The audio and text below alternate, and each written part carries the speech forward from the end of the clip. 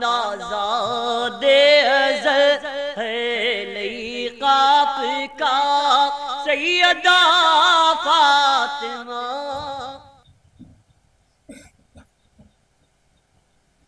السلام علیکم ورحمۃ اللہ وبرکاتہ۔ نحمدہ ونصلی ونسلم علی رسولہ الکریم وعلى آلہ الطیبین الطاہرین واصحابہ الاکرمین اجمعین وعلى من تبعهم بإحسان إلى يوم الدين، أما بعد۔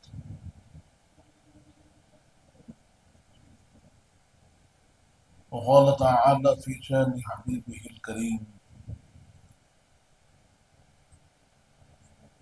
إن الله وملائكته يصلون على النبي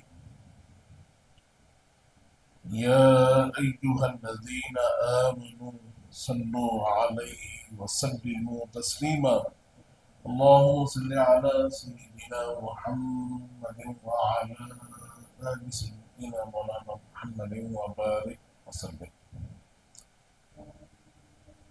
برادران عزیز،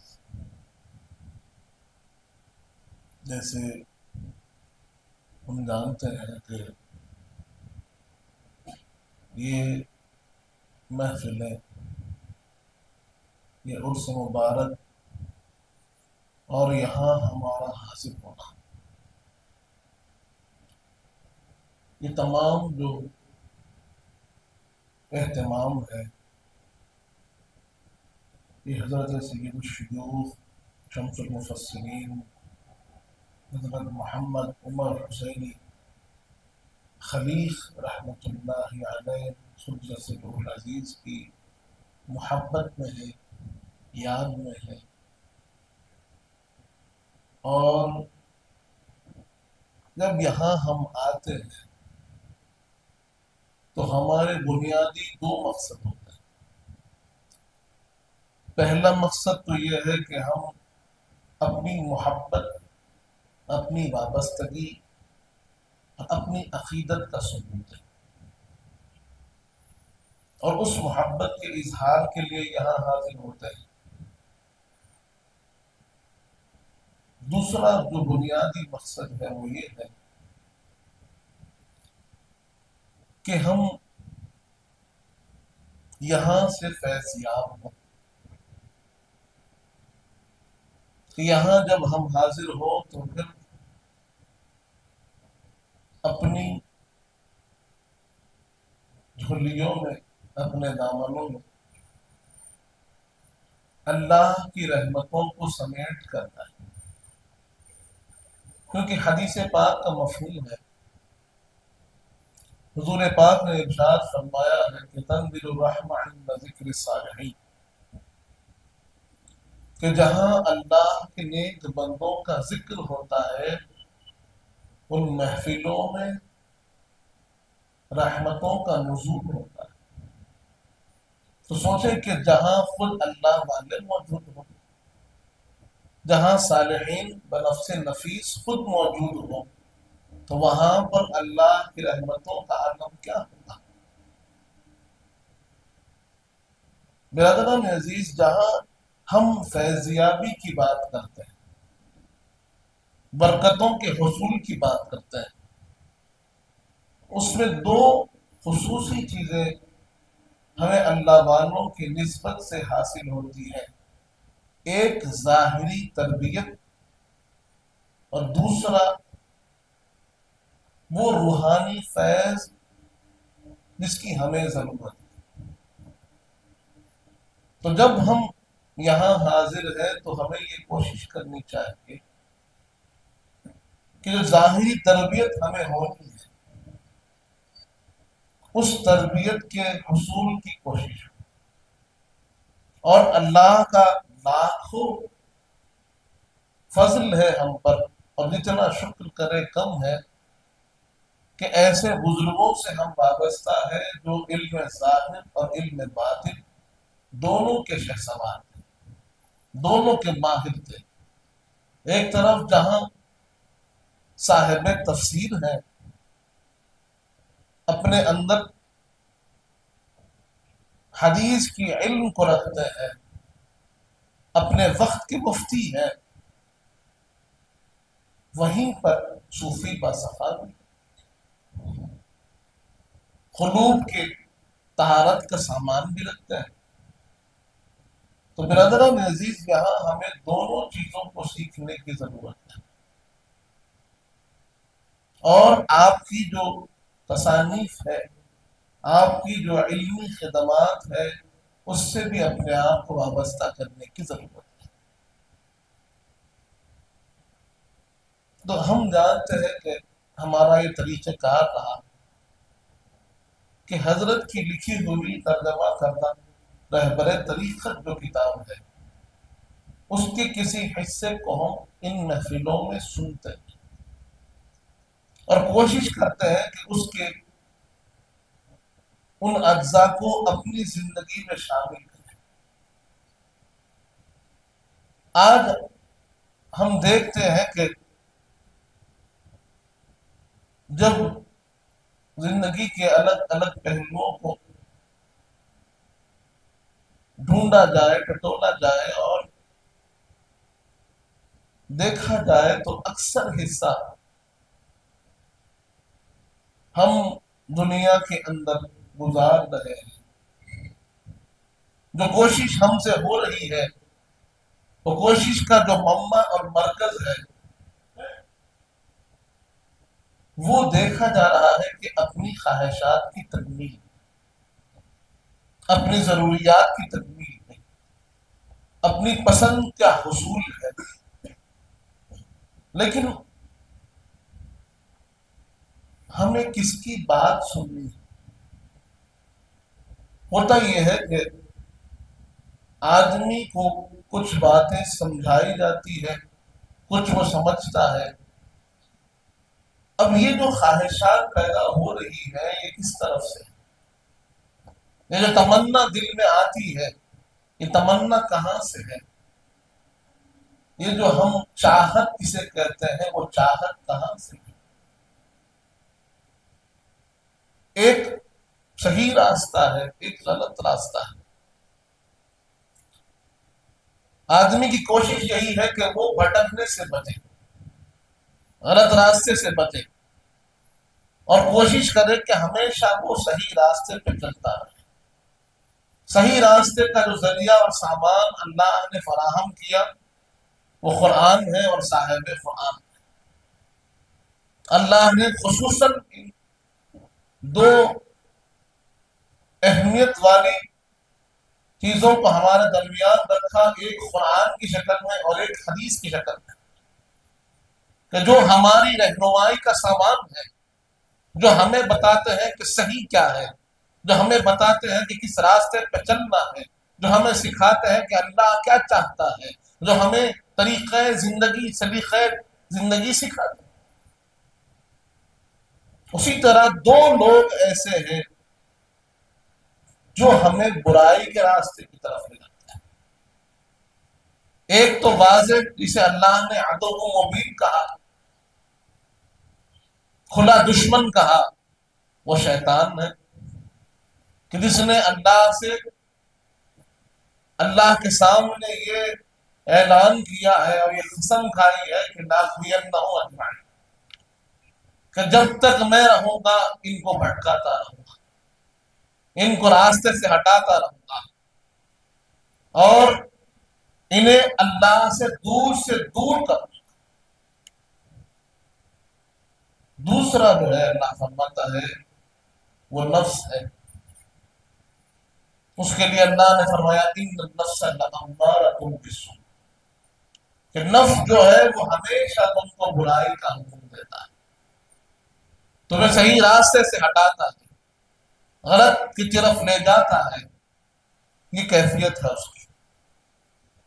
تو اب ہمیں دیکھنا ہے کہ ہدایت کے دو سامان ہیں اور گمراہی کے دو راستے ہیں. ہدایت حاصل ہوتی ہے قرآن سے، ہدایت حاصل ہوتی ہے حدیث سے، ہدایت حاصل ہوتی ہے حضور پاک کے فرمان سے، ہدایت حاصل ہوتی ہے حضور پاک کے راستے سے، جس کو سارے لوگوں نے محنت کر کر ہم تک پہنچایا ہے، جو اللہ کا راستہ ہے، جس راستے کے لیے اللہ نے انبیاء علیہ السلام کو بار بار بھیجا تاکہ لوگ جو گمراہ ہو انہیں یہ صحیح راستہ ملے۔ اور جب انبیاء کے آمد کا سلسلہ ختم ہو گیا تو پھر ان کے وارث بن کر اولیاء آئے، اور اولیاء اللہ نے پھر اس مشن کو آگے بڑھایا اور کہا کہ دیکھو یہ صحیح راستہ ہے، اس پہ چلنا ہے، یہ برا راستہ ہے، اس سے بچنا ہے۔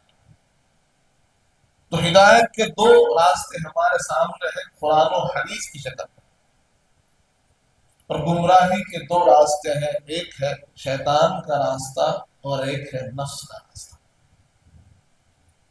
برادران عزیز، اکثر یہ ہوتا ہے کہ لوگ بات شیطان کی تو کرتے ہیں، لوگ بات شیطان سے بچنے کی تو کرتے ہیں، لوگ بات شیطان کی خرابیوں کی تو کرتے ہیں، لوگ بات اس کے آنے اور اس کے جانے کی کرتے ہیں، لیکن وہ جو 24 گھنٹے آپ کے ساتھ ہے، جو ہر سانس ہر آن آپ سے جڑا ہوا ہے، آپ کا نفس اس کے بارے میں خیال نہیں، جس کے لیے اللہ نے واضح طور پر فرما دیا کہ وہ تمہیں برائی کا حکم دیتا ہے، وہ تمہیں اللہ کے راستے سے روکتا ہے، لیکن اس کی طرف ہماری توجہ نہیں ہوتی۔ اور یہ حقیقت ہے کہ اللہ والوں نے ہمیشہ ہمیشہ اس نفس کے اصلاح پر بڑی توجہ دی، اس کے سدھار پر بڑی توجہ دی، اور ہمیشہ اس کی صفائی کے لیے خوب کوشش کی، جس کو قرآن بھی سمجھاتا ہے، اور قرآن مجید کہتا ہے قد افلح من تزکا، کہیں فرمایا قد افلح من زکاہا، کہ جس نے اپنے دل کو اپنے نفس کو پاک کیا وہ کامیاب ہو گیا، وہ کامیاب ہو گیا جس نے اپنے نفس کو پاک کیا۔ اب پاکی کیسے حاصل ہو؟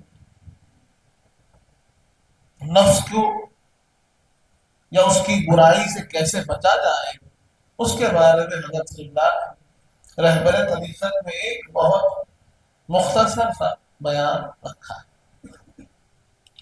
ارشاد ہوتا ہے نفس کا حال کیا ہے، ڈرتا رہ نفس سے جو تیرے پہلو میں ہے۔ حضرت فرماتے ہیں اپنی کتاب میں کہ ڈرتا رہ نفس سے جو تیرے پہلو میں ہے، یہی تو مرنے تک پیچھا نہیں چھوڑتا ہے۔ کہ ہم اکثر نفس سے غفلت پہ رہتے ہیں۔ حضرت فرماتے ہیں غفلت پہ نہیں، ہمیشہ ہوشیار رہو، ڈرتے رہو کہ یہ تیرے پہلو میں تیرے ساتھ رہتا ہے، اور جب تک کے ساتھ چل رہی ہے یہ پیچھا چھوڑنے والا نہیں ہے۔ کئی مرتبہ ایسا ہوتا ہے لوگ سمجھتے ہیں کہ تحفظ پڑھنے سے شیطان دور ہوتا ہے، لا حول پڑھنے سے شیطان دور ہوتا ہے، لیکن نفس دور نہیں ہوتا۔ آگے فرماتے ہیں ہمیشہ گھات اور خوابوں میں ہے، ہمیشہ یہ گھات میں رہتا ہے، ہمیشہ یہ تیار رہتا ہے کہ کب تجھ کو اللہ کے راستے سے ہٹا دے، کب تجھ کو لغزش کا شکار بنا دے۔ یہ کبھی تیرا پیچھا نہیں چھوڑتا، تو تم بھی کبھی اس سے غفلت میں نہیں رہنا، ہمیشہ یاد رکھنا کہ اس سے بچنا ہے، اس کی برائیوں سے بچنا ہے۔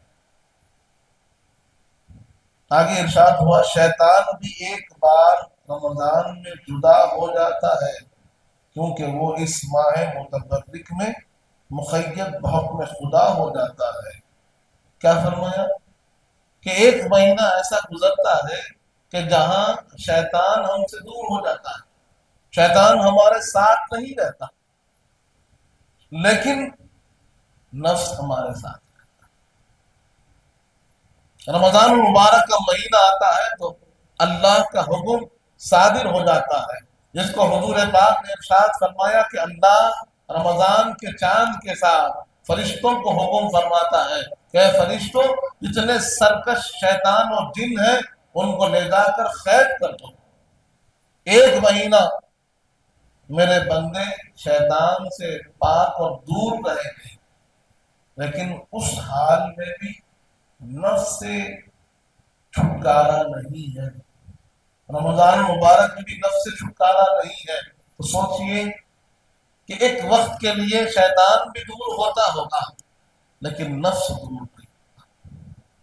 نفس ہمیشہ لگا رہتا ہے، گھات میں رہتا ہے، تیاری کرتا رہتا ہے کہ اسے کیسے بھٹکائے۔ اور نفس اگر گناہوں کی طرف مائل ہوئے تو اس کو اللہ کے عذاب اور اس کی جدائی سے، عقاب سے ڈراتا رہے، تاکہ وہ زخم نصیحت سے گھائل ہوئے۔ برادران عزیز، یہاں اب جو اہم بات ہے کہ کسی بھی چیز کے طاقتور ہونے کے لیے اس کو اگر آپ غذا فراہم کرتے رہے تو وہ طاقتور ہو جائے گا۔ جسم کو طاقتور بنانا ہے تو اچھی غذا دیجیے، جسم طاقتور ہوتا ہے۔ اسی طرح روح کو طاقتور بنانا ہے تو ذکر اللہ کیجیے، روح طاقتور ہوتی ہے۔ اسی طرح اگر نفس کو طاقتور بنانا ہے تو لوگ کیا کرنا؟ اللہ کے راستے سے دور ہونا، دنیا میں اور خواہشات میں پڑ جائے تو نفس طاقتور ہوتا ہے۔ آج آپ غور کر دیکھیں تو معلوم ہوگا کہ ہمارا نفس بہت طاقتور ہو گیا، ہمیں احساس تک نہیں ہے، کیونکہ کسی کی موجودگی کا احساس کبھی مخالف سے بھی ہوتا ہے، کسی کی علم اور جو وضاحت ہوتی ہے کبھی صنف مخالف سے بھی ہوتی ہے، کہ رات کو دن سے پہچانا جاتا ہے، سردی کو گرمی سے پہچانا جاتا ہے، لیکن کیا ہم نے یہاں جتنے حاضر ہیں انہوں نے کبھی روحانیت کو محسوس کیا؟ اللہ فرماتا ہے کہ وہ روح تمہارے جسم میں ہے، وہ روحانیت، وہ امر اللہ جو اللہ کا حکم ہے وہ تم اندر اپنے سمائے ہوئے بیٹھے ہو، لیکن کیا وہ روح، وہ جو روح، وہ روحانی کیفیت ہے ہم کو محسوس ہوتی ہے؟ اگر محسوس نہیں ہو رہی ہے یعنی وہ اتنی مغرور ہو چکی ہے، اور اس کا کاؤنٹر پارٹ جو ہے، اس کا مخالف ہے، وہ کیا ہے؟ نفس ہے، اتنا غالب ہو چکا ہے کہ اس کا احساس تک نہیں ہو رہا ہے۔ اندھیرا اتنا زیادہ چھا چکا ہے کہ روشنی جو ہمارے اندر ہے اس روشنی کو ہم محسوس ہی نہیں کر پا رہے ہیں، دیکھ ہی نہیں پا رہے ہیں، کیونکہ اندھیرا چھایا ہوا ہے، یہ نفس چھایا ہوا ہے، اس کے خواہشات چھائے ہوئے ہیں۔ اب اسی کو آپ غور کیجئے اپنی روزمرہ زندگی میں، اپنی صبح و شام میں، تو معلوم ہوگا کہ نفس کا کتنا بڑا دخل ہے ہماری زندگی میں۔ اس کی خواہشات کی تکمیل کے لیے ہم کتنی کوشش کر رہے ہیں، کتنی محنت کر رہے ہیں، اور ساری محنتیں کس کے لیے؟ اس خواہشات نفس کو پورا کرنے کے لیے۔ یہاں تک کہ اس بات کو بڑی افسوس سے کہنا پڑتا ہے، بڑی تعجب سے کہنا پڑتا ہے کہ بندہ مومن اللہ کے سامنے کھڑا ہے، رب کے سامنے نماز میں کھڑا ہے، اور اس نماز کی تکبیر تحریمہ کے ساتھ ہونا تو یہ چاہیے تھا کہ وہ سب سے کٹ کر رب کے سامنے حاضر ہو جائے، جس کے حکم کو اللہ یوں بیان کرتا ہے وَتَبَتَّلْ إِلَيْهِ تَبْتِيلًا کہ سب سے کٹ جاؤ، رب کی بارگاہ میں حاضر ہو جاؤ۔ لیکن جب ہم اپنی نمازوں کا جائزہ لیتے ہیں، اپنی عبادات کا جائزہ لیتے ہیں، تو معلوم ہوتا ہے نماز تو باندھ لی ہے، تکبیر تحریمات تو ہم نے پڑھ لیا ہے، قرات بھی جاری ہے، ذکر بھی جاری ہے، تسبیح بھی جاری ہے، رکوع بھی ہو رہا ہے، قیام بھی ہو رہا ہے، سجدہ بھی ہو رہا ہے، لیکن جو فکر رب سے جڑنی چاہیے ہم دیکھ رہے ہیں وہ فکر کہیں گھر کو جڑی ہوئی ہے، کسی شخص کو جڑی ہوئی ہے، کسی معاملے کو جڑی ہوئی ہے، کسی کام کو جڑی ہوئی ہے، تجارت کو جڑی ہوئی ہے، اپنے پڑھنے پڑھانے کو جڑی ہوئی ہے۔ یہ ساری چیزیں کیا ہے؟ خواہشات نفس کی تو ہے، نفس کی تمنا و آرزو ہی تو ہے۔ غور کر دیکھیں کہ کب ایسا خیال آیا ہو کہ یہ ساری چیزوں کو ہم نے چھوڑ کر رب کی پسند کی بات کی ہو، رب کی مرضی کی بات کی ہو، خیال رب کا آ رہا ہو، اور یہ خیال ہو نماز میں کہ میرا رب مجھے دیکھ رہا ہے، میرا رب مجھ سے کیا چاہتا ہے، میں رب کو منانے کے لیے کیسے پڑھوں، رب کو منانے کے لیے کیسے ذکر کروں، رب کی رضا کے لیے کیسے فکر کروں کہ میرا ہر ایک عمل رب کے لیے ہو۔ کون طاری ہو؟ ذکر خدا طاری ہو، فکر خدا طاری ہو، خوف خدا طاری ہو، رضائے خدا کی طلب طاری ہو۔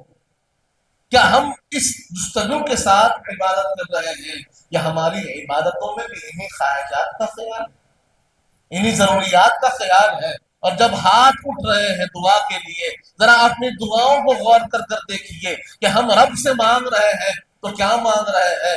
دنیا کا فلاں کام ہو جائے، فلاں کام ہو جائے، فلاں کام ہو جائے۔ میں یہ نہیں کہتا کہ رب سے مانگنا غلط ہے، مانگے، لیکن کیا مانگ رہے ہیں؟ وہ آپ کی فکر کی عکاسی کرتا ہے، آپ کی طلب کی عکاسی کرتا ہے، آپ کیا چاہتے ہیں وہ آپ کی دعاؤں میں بھی ظاہر ہوتا ہے۔ کہ آپ اگر رب کو چاہتے تو سب سے پہلے دعا یہ ہوتی کہ رب میں تجھ سے تیری رضا چاہتا ہوں، تیری خوشنودی چاہتا ہوں، میں تیرے منشے پہ چلنا چاہتا ہوں، میں گناہوں سے بچنا چاہتا ہوں، تیرے حبیب کے راستے پہ چلنے کی کوشش کر رہا ہوں، تو اس میں کامیاب فرما۔ یا پھر ہم یہ دعا کر رہے ہیں کہ فلاں دنیا کا کام میرا چل رہا ہے، اس کام میں کامیابی عطا فرما دیجئے، یہ تعلیم میری چل رہی ہے، اس تعلیم میں مجھے کامیابی عطا فرما دیجئے، یہ کام میں کوشش کر رہا ہوں، میری تجارت میں مجھے کامیابی عطا فرمائیے۔ ہماری دعائیں ہمارے فکر کو بتا رہی ہے، ہماری عبادات ہمیں فکر دے رہی ہے کہ تم کس کو چاہ رہے ہو، کس کے سامنے کھڑے ہو اور کس کا خیال لے کے کھڑے ہو۔ یہ چیز ہم کو بتاتی ہے کہ ہم پر غالب کون؟ روح کے نفس۔ اگر غلبہ روح ہوگا تو پھر خیال رب ہوگا، غلبہ روح ہوگا تو نماز میں مزہ آئے گا، غلبہ روح ہوگا تو ذکر کے اندر مزہ آئے گا، نمازوں میں پھر طوالت ہوگی، نمازوں میں پھر درازی ہوگی، خیرات میں مزہ آئے گا۔ امام صاحب کی خیرات سے اسے تکلیف نہیں ہوگی کہ آج خیرات بڑی لمبی ہوئی، بلکہ اچھا دکھے گا کیا خیرات پڑھی ہے، کیا قرآن پڑھا ہے، کیا تسبیح پڑھی ہے، کیونکہ رب کی طرف جانے والی چیز اسے کھینچے گی اور رب سے دور کرنے والی چیز اسے نفرت دے گی۔ لیکن آج ہماری نمازیں، ہمارا مسجدوں میں بیٹھنا، ہمارا وقت کہاں گزر رہا ہے، یہ ساری چیزیں ہمیں بتا رہی ہے کہ ہم کس طرف چل رہے ہیں۔ مسجد کا وقت کتنا؟ 10 منٹ، 15 منٹ۔ بازار کا وقت کتنا؟ غور کر عبادت کتنی اور دیگر کام کتنے؟ غور کر دیکھیں تو ہماری زندگی میں کس چیز کا غلبہ ہے، کس راہ پہ ہم کوشش کر رہے ہیں، کس کے حصول میں ہماری مشقت محنت لگ رہی ہے، وہ خود ہمیں احساس دلائے گی کہ تم پر غالب کون ہے۔ اسی لیے حضرت فرماتے ہیں کہ تم اپنے نفس کو پہچانو، اس سے ہمیشہ آگاہ رہو، ہمیشہ آگاہ رہو۔ یہ غفلتوں کا نتیجہ تو ہے کہ وہ ہم پر غالب ہو چکا ہے۔ یہ غفلتوں کا نتیجہ ہی ہے کہ آج ہم رب سے دور ہوتے چلے جا رہے ہیں اور ہمیں احساس تک نہیں۔ یہ غفلتوں کا نتیجہ ہے کہ ہمارے اندر سے جو عبادت کی مٹھاس ہے وہ چلی گئی ہے۔ عبادت اب عادتوں میں تبدیل ہو رہی ہے کہ نماز ایسی پڑھی جا رہی ہے کہ اس کے بعد خیال ہو رہا ہے کہ 2 پڑھا کہ 3 پڑھا، 3 پڑھا کہ 4 پڑھا۔ ہمیں احساس تک نہیں ہے کہ رب کے سامنے ہم نے کتنی بار سجدہ کیا ہے، رب کے سامنے کتنی بار تسبیح پڑھی ہے، احساس تک نہیں۔ یہ غفلت کیوں طاری ہے؟ کیونکہ فکر کہیں اور چل رہی ہے۔ اگر فکر رب کے سامنے ہوتی تو ایک ایک تسبیح کا خیال ہوتا، ایک ایک سجدے کا خیال ہوتا، ایک ایک رکعت کا خیال ہوتا۔ یہ بھول کا آ جانا ہمیں احساس دلا رہا ہے کہ تم کہیں اور تھے، ٹھہرے تو یہاں تھے، فکر کہیں اور تھی۔ برادران عزیز، ہمیں یہاں خیال کرنا ہے کہ ہم جو عبادت کر رہے ہیں کیا وہ عبادت ہماری محفوظ ہے؟ ارے ساری زندگی کے اعمال تو چھوڑ دیجیے، جو وقت گزرا ہے 24 گھنٹے تو چھوڑ ہی دیجیے، جو وقت ہم نے عبادت کے لیے خاص رکھا ہے، عبادت کی نیت سے کھڑے ہوئے ہیں، ذکر خدا کے لیے حاضر ہوئے ہیں، اس وقت میں بھی یہ نفس شامل ہو رہا ہے، یہ خواہشات شامل ہو رہے ہیں، تو پھر ہم کہاں بچے ہوئے ہیں اور کس کی حفاظت کر رہے ہیں؟ اور وہ رب جس کے سامنے ہم جا رہے ہیں وہ رب صمد ہے، بے نیاز ہے۔ اس کے بارگاہ میں ایک ہی اصول ہے کہ وہ ملاوٹ کو پسند نہیں کرتا۔ ملاوٹ عقیدے میں ہو وہ بھی پسند نہیں، ملاوٹ عمل میں ہو وہ بھی پسند نہیں۔ اس کے پاس کوئی چیز کا اعتبار ہے، اللہ کے سامنے کسی چیز کا اعتبار ہے تو وہ اخلاص کا ہے۔ وہ عمل جو مخلص نہیں اللہ کے پاس مقبول نہیں ہوتا۔ اللہ چاہتا ہے کہ جب بندہ عمل کرے اس میں اخلاص ہو، پیورٹی ہو، سوائے خدا کے کسی اور کا وہاں پر ذکر نہ ہو، میل نہ ہو، یاد نہ ہو۔ لیکن ہم اس سے بھی کوتاہ نظر آتے ہیں۔ برادران عزیز، اگر ہمیں ابتدا کرنی ہے، شروعات کرنی ہے تو اپنی عبادات سے کریں، اپنی عبادات سے کریں کہ سب سے پہلے اپنی عبادات کو ان خواہشات اور ان خرابیوں سے، دنیاوی فکروں سے دور کیجیے اور اس کے اندر اخلاص کو پیدا کیجیے، اس کے اندر خالص پن کو پیدا کیجیے کہ کھڑے ہو جائے تو پھر سب سے کٹ کر رب کے سامنے ہو جائے۔ اس کے بعد پھر کسی اور کا خیال نہ آئے، چاہے وہ اولاد ہی ہو، چاہے وہ والدین ہی ہو، چاہے وہ رشتہ دار ہی ہو، چاہے وہ اپنی خودی کی کوئی تکلیف ہو۔ اب رب کے ذکر کے سامنے کسی اور کی یاد ہمارے پاس نہ ہو۔ وہ 10 منٹ جو ہم دے رہے ہیں اپنے آپ کو ترتیب دیجیے، اپنے آپ کو تربیت دیجیے، اپنے آپ کو پریکٹس کراتے ہوئے اس قابل بنائیے کہ جب رب کے سامنے کھڑے ہو جائے تو پھر کسی اور کا خیال نہ ہو، رب ہو، بندہ ہو، اور اس کا ذکر ہو، اس کی فکر ہو۔ برادران عزیز، یہاں سے ہم کو کوشش کرنی ہے اور اس کوشش کو آگے بڑھاتے ہوئے زندگی میں اس پہلو کو غالب کرنا ہے کہ رب کیا چاہتا ہے، اس پہلو کو کم سے کم کرنا ہے کہ میں کیا چاہتا ہوں، میری مرضی کیا ہے یا فلاں کی مرضی کیا ہے یا فلاں کی خواہش کیا ہے، یہ میٹر نہیں کرتا۔ میٹر یہ کرتا ہے، اہمیت اس بات کی ہے کہ میرا رب کیا چاہتا ہے۔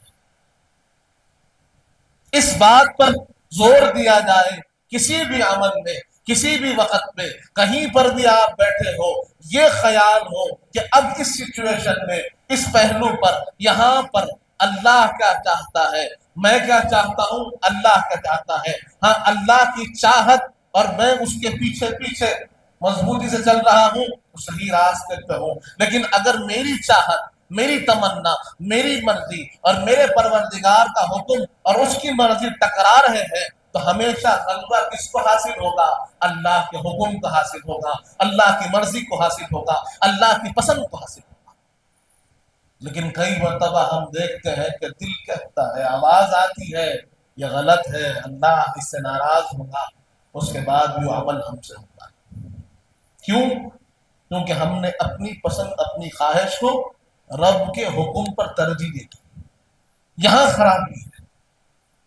خرابی یہیں سے شروع ہوتی ہے کہ ہم اپنی تربیت، اپنی ترتیب یوں کریں کہ میں اللہ کے حکم کو ہمیشہ غالب رکھوں گا، میرا رب کیا چاہتا ہے اس بات کو سیکھوں گا اور اس پر عمل پیرا ہوں گا، سچویشن کچھ بھی ہو۔ اور یہاں ایک بات یاد کر لیجئے، یہ بات غور سے سنیے اور اس کو مضبوطی سے اپنے پاس رکھیں کہ اللہ کے حکم میں ہمیشہ فائدہ ہے، ہمیشہ فائدہ اللہ کے حکم میں ہے، ہمیشہ کامیابی اللہ کے حکم کی پابندی میں ہے، حضور پاک کے حکم کی پابندی میں ہے۔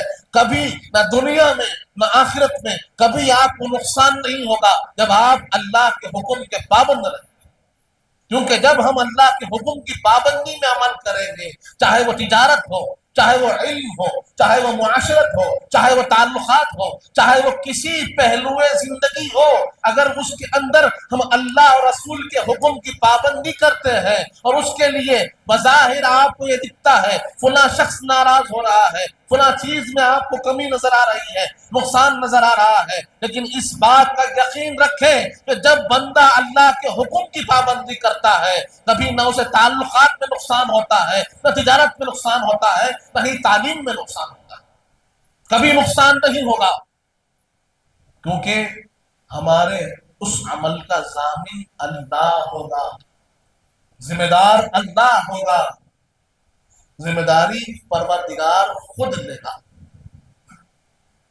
کیونکہ بہت سے لوگوں کو یہ فکر ہوتی ہے کہ اگر ہم ایسا نہ کریں تو نقصان ہو جائے گا، تو یہ بات یقین رکھ لیں کہ اللہ کے حکم میں کبھی نقصان نہیں ہوتا، رسول پاک کے راستے پر کبھی نقصان نہیں ہوتا، ہمیشہ آپ کو کامیابی اسی راستے پر ملے گی۔ ہاں یہ ہو سکتا ہے کہ مشقت ہو سکتی ہے، محنت ہو سکتی ہے، کوشش لگے گی، کیونکہ معاشرہ اس راستے سے دوسرے راستے پہ چل رہا ہے، ان کا راستہ آپ کو مختلف نظر آئے گا، اس راستے پہ چلنے والے کم نظر آئیں گے، شاید میجورٹی نہ ہو، لیکن صحیح یہی راستہ ہے، کامیابی والا راستہ یہی راستہ ہے، بلندی والا راستہ یہی راستہ ہے، اور اسی راستے پہ چلنے سے دنیا بھی کامیاب بنے گی، آخرت بھی کامیاب بنے گی۔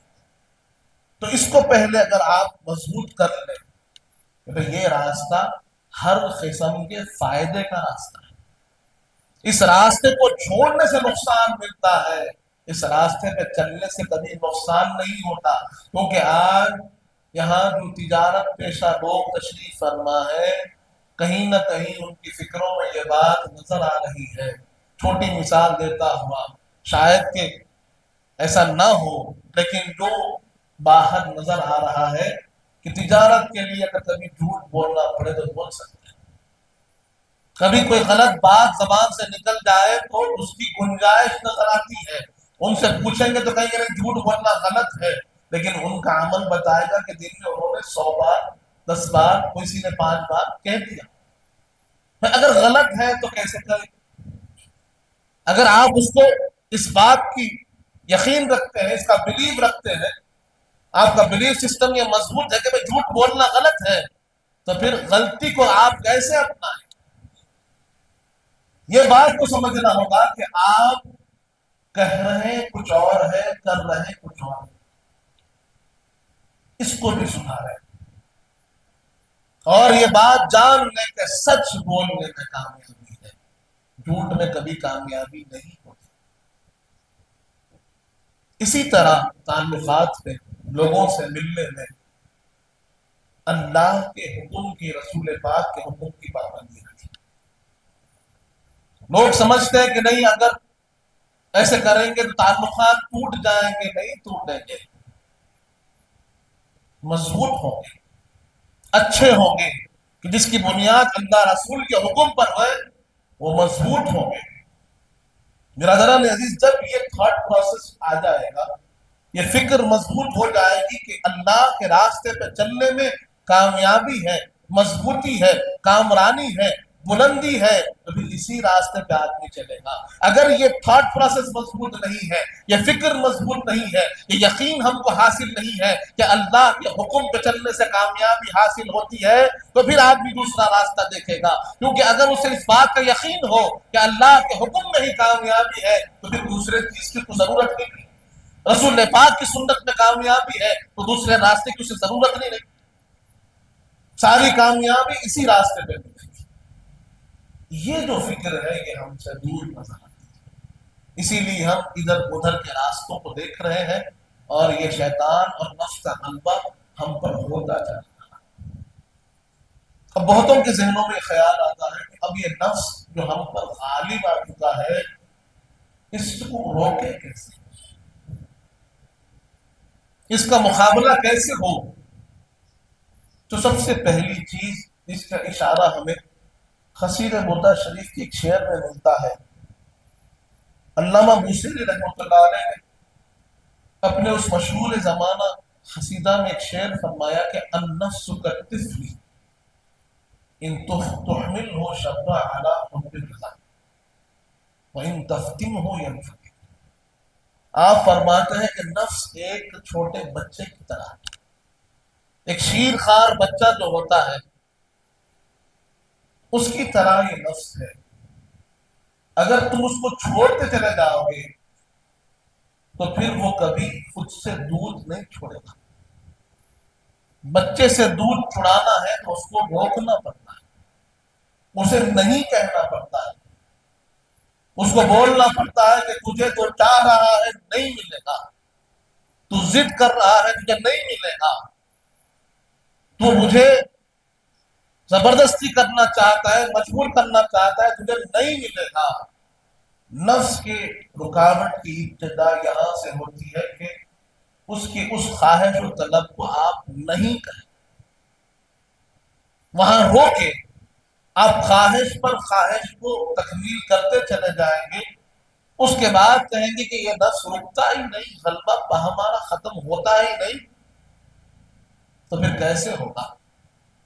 آپ کو خواہش نفس کو روکنا ہوگا، اس کو نہیں کہنا ہوگا، اس کو اطاعت گزاری میں لانا ہوگا۔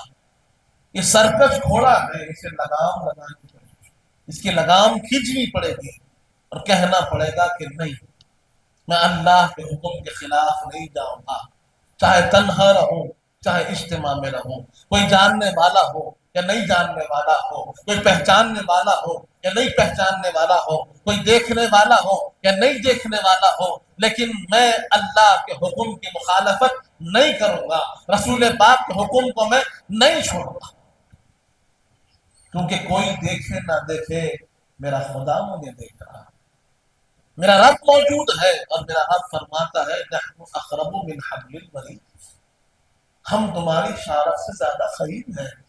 کیا ہم نے کبھی اس قربت کو محسوس کیا، رب کی موجودگی کو محسوس کیا؟ وہ احساس ہمیں ہوا کہ ہمارا رب ہمارے ساتھ موجود ہے، اس طاقت کو ہم نے محسوس کیا کہ نہیں کیا؟ یہ سوال ہمیں اپنے آپ سے کرنا ہے کہ بندہ جب تنہا ہوتا ہے اسے ڈر لگتا ہے، یہ ڈر کیوں ہے؟ اسے شیطان کا احساس ہوتا ہے۔ کوئی شیطان تو نہیں ہے کہ ڈر رہا ہے، لیکن اسے اس طاقت کا احساس نہیں ہوتا جس طاقت کے بارے میں رب فرما رہا ہے کہ ہم تمہارے ساتھ ہیں، ہر لمحہ ہر آن ہم تمہارے ساتھ ہیں، اور قربت یہ دور کی نہیں بالکل قریب کی ہے، ہم تمہارے شارک سے زیادہ تمہارے قریب ہیں۔ وہ طاقت کو کیا ہم نے محسوس کیا ہے جو رب العالمین نے ہمیں دی ہے؟ وہ قربت کو ہم نے محسوس کیا نہیں کیا؟ وہ احساس ہمیں نہیں ہو رہا ہے؟ کیوں نہیں ہو رہا ہے؟ ارے سورج تو چمک رہا ہے، پٹی ہمارے آنکھوں پہ ہے، یہ اندھاپن ہمارا ہے، یہ کمزوری ہماری ہے کہ ہمارے اندر ایسی نمنس آ چکی ہے کہ وہ حرارت ایمانی ہمیں محسوس نہیں ہو رہی ہے، وہ قربت ربانی ہمیں محسوس نہیں ہو رہی ہے، وہ نسبت جو خدا کی ہے ہمیں محسوس نہیں ہوتی۔ ارے شیطان کے احساس سے ہمیں ڈر تو ہو رہا ہے، لیکن رب کی موجودگی سے ہمیں طاقت حاصل نہیں ہو رہی ہے۔ کیوں نہیں ہو رہا ہے؟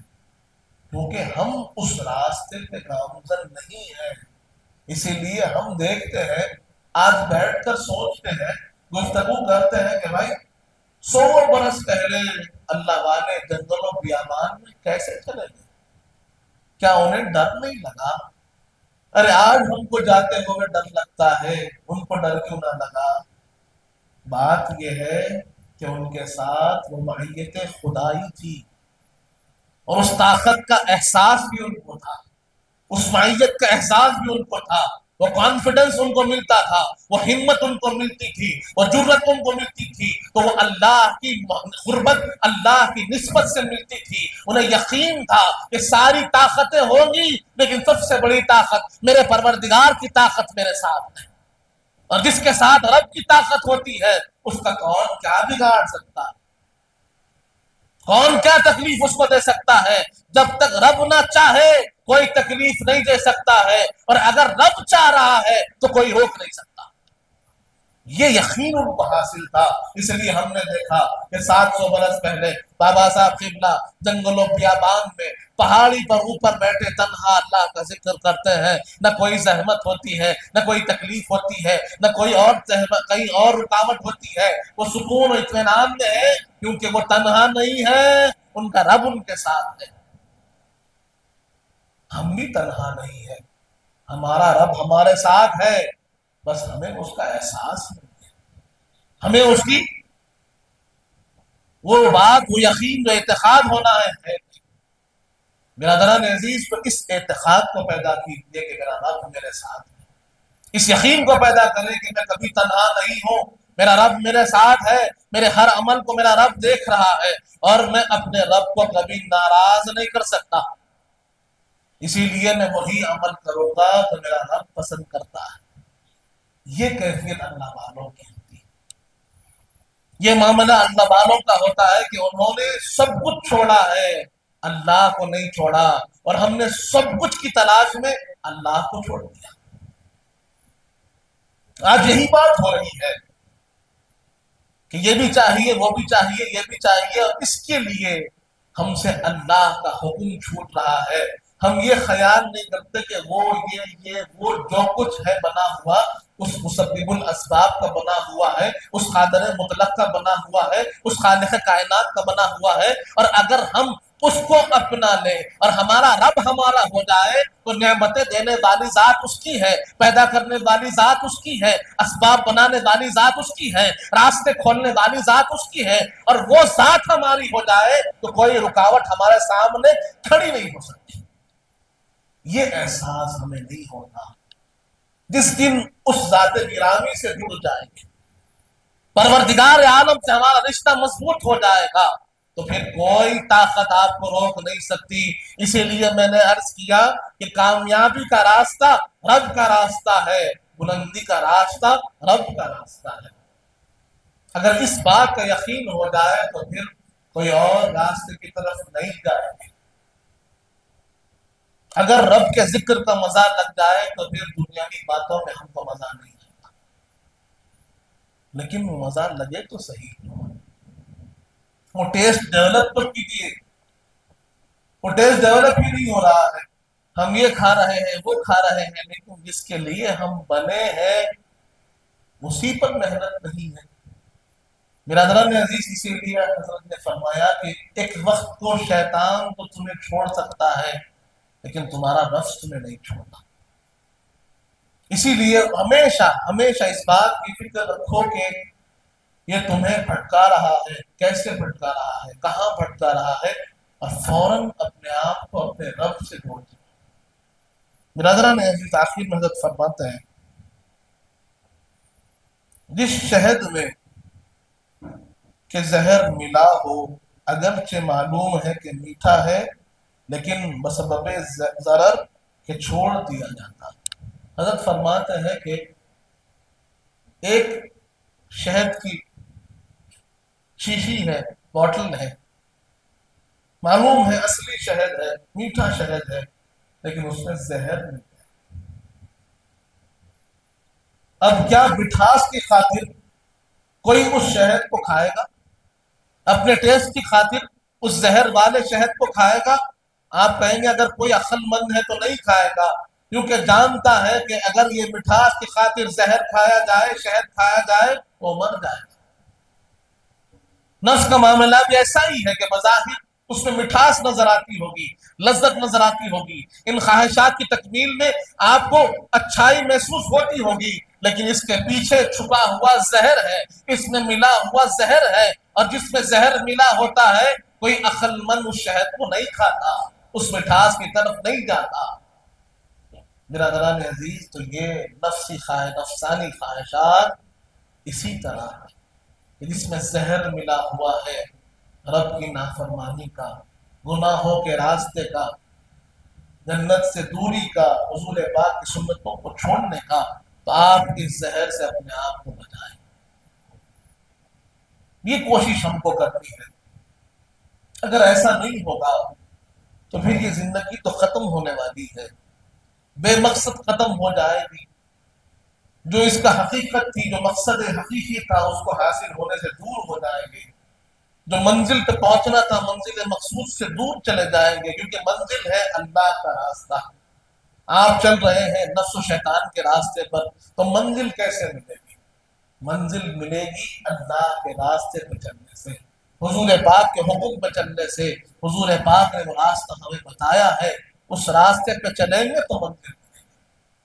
برادران عزیز، اور یہاں اللہ کا کتنا بڑا فضل ہے کہ اللہ نے پھر ہماری ہر چیز کا خیال رکھا ہے۔ ایسا نہیں ہے کہ آپ اللہ کے راستے پہ آ جائے تو آپ کھانا پینا بند ہو جائے گا، نہیں، آپ کا جینا سونا اٹھنا بیٹھنا بند ہو جائے گا، نہیں۔ اللہ نے ان تمام چیزوں کا خیال رکھا ہے، لیکن ان کے بیچ میں اللہ نے حدود رکھے ہیں، کچھ حدود رکھے ہیں کہ آپ کھا سکتے ہیں لیکن حلال ہونا چاہیے، آپ آرام کر سکتے ہیں لیکن غفلت کی نیند نہ ہو، جیسے حی علی الصلاۃ ہو پھر نیند بیدار ہو جائے، کیونکہ آپ کا مقصد سونا نہیں ہے، مقصد توانائی حاصل کر کے عبادت کے لیے تیار ہونا ہے۔ آپ عبادت نہیں چھوڑ سکتے جو مقصد حقیقی ہے۔ آپ کو کھانے کی اجازت ہے، لیکن کھانے کا مقصد خواہشات کی تکمیل نہ ہو، بلکہ جسم کی توانائی ہو، جسم کی طاقت ہو، تاکہ رب کی عبادت کر سکے۔ تو یہ حدود کو خیال رکھتے ہوئے آپ بڑی آسانی سے جی سکتے ہیں۔ آپ کی تمام چیزوں کا رب نے خیال رکھا ہے، آپ کو خیال رکھنا ہے رب کے حکم کا، رب کی مرضی کا، اللہ کیا چاہتا ہے اس کا خیال رکھیے، سارے معاملات کا خیال اللہ رکھے گا۔ برادران عزیز، تو یہ ضروری بات ہے جہاں ہم غفلتوں میں نظر آ رہے ہیں۔ ابتدا اپنی عبادات سے کریں، ابتدا اللہ کے ذکر سے کریں، اور یہ ایک دن میں ہونے والی چیز نہیں ہے، اس کے لیے مشقت اور مشق ضروری ہے۔ ہم کو پریکٹس کرنا پڑے گا، ہم کو بار بار اپنے خیال کو مضبوط کرنا پڑے گا، توجہات کو مرکوز کرنا پڑے گا، جوڑنا پڑے گا۔ توجہ بھٹکے گی پھر واپس لائیں گے، توجہ بھٹکے گی پھر واپس لائیں گے۔ آپ دیکھیں گے ایسا بھی موقع آئے گا، آپ محسوس کریں گے کہ جو توجہ 1 منٹ میں بھٹک رہی تھی اب 5 منٹ میں بھٹکے گی، پھر محنت کیجیے 5 منٹ کی جگہ 10 منٹ میں بھٹکے گی۔ ہوتے ہوتے ایک وقت انشاءاللہ ایسا بھی آئے گا کہ ابتدا تا انتہا ذکر خدا ہی رہے گا، فکر خدا ہی رہے گی، یاد خدا ہی رہے گی، کہ نماز بندہ کھڑا ہوگا تو تکبیر تحریمہ سے لے کے سلام تک سوائے اللہ کے کسی اور کی یاد نہ ہوگی۔ اس راستے پہ ہم کو پہنچنا ہے، یہ خیال کو مضبوط سے مضبوط کرنا ہے۔ بھٹکتا ہے تو بھٹکنے دیجئے، فکر کو پھر واپس لے کر پھر لا کر رب کی بارگاہ میں ڈالیے کہ نہیں تجھے اللہ کی یاد ہے، تو اپنی عبادات سے شروع کیجئے، اس کے بعد پھر آہستہ آہستہ ایسے اپنی زندگی میں امپلیمنٹ کیجئے کہ میرا رب کیا چاہتا ہے، میرا رب کیا چاہتا ہے۔ ہر کام کرنے سے پہلے یہ خیال رکھیں میرا رب کیا چاہتا ہے۔ انشاءاللہ کل اس کو ہم آگے کچھ اور باتوں کو سنیں گے اور اللہ والوں کے راستے پہ چلنے کی کوشش کریں گے۔ اللہ تعالیٰ سے دعا ہے مالک جب تک زندہ رکھ، سلام پر رکھ، موت ایمان پر دے، وقت ندا حضور پاک صلی اللہ علیہ وسلم کا دیدار نصیب فرما مالک۔ ہمیں نیک اور صالح متقیوں پر پرہیزگار بنا، ہمارے گناہوں کو معاف فرما، ہمارے گناہوں کو نیکیوں سے تبدیل کر دے مالک، ہم میں جو پریشان حال ہے ان کی پریشانیوں کو دور فرما، ہم میں جو بیمار ہے انہیں شفاء کامل عطا فرما، ہم میں جو مفروض ہے ان کے قربوں کو عطا فرما، جو کچھ کہے ہیں جو کچھ سنے ہیں اس پر عمل کرنے کی توفیق عطا فرما۔ حضور پاک صلی اللہ علیہ وآلہ وسلم کا سچا غلام و امتی بنا مالک، اہل بیت اطہار کا سچا غلام بنا، صحابہ کرام کا چاہنے والا بنا، اولیاء اللہ کا چاہنے والا بنا، ان کے بتائے راستے پر چلنے کی توفیق عطا فرما۔ صلی اللہ تعالی علی خیر خلقہ سیدنا محمد وعلی آلہ صحبہ وسلم والحمد للہ۔ سرکار آپ کا محتاج کرم ہے، نسبت کی قسم ہے، نسبت کی قسم ہے۔